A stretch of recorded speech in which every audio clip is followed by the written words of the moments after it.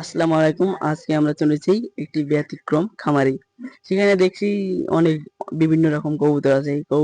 এখানে কবুতর আছে, পোর্টার আছে, সিরাজি আছে, কক আছে, হেলমেট আছে, বোম্বাই আছে, আরো আরো বিভিন্ন রকমের ইত্যাদি।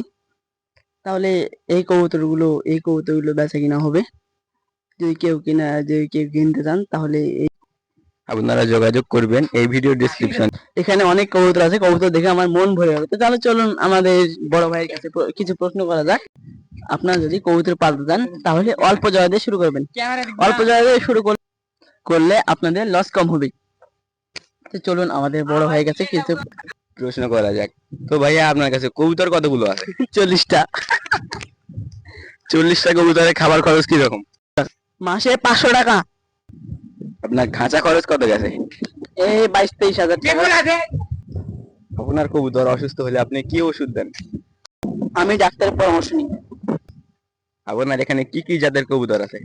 আমার এখানে আছে পোটার আছে, লুটন আছে, হেলমেট কবুতর আছে, বোম্বাই আছে, রাজশাহী গিরিবাজ আছে, ঢাকায় গিরিবাজ আছে, আরো আরো বিভিন্ন রকমের কবুতর আছে, গিরিবাজ আছে, আরো ইত্যাদি।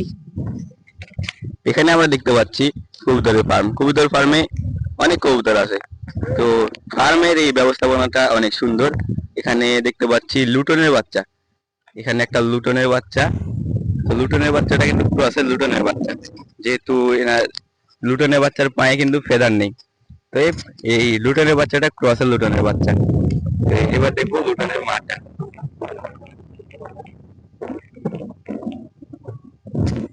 লুটনের মাঠ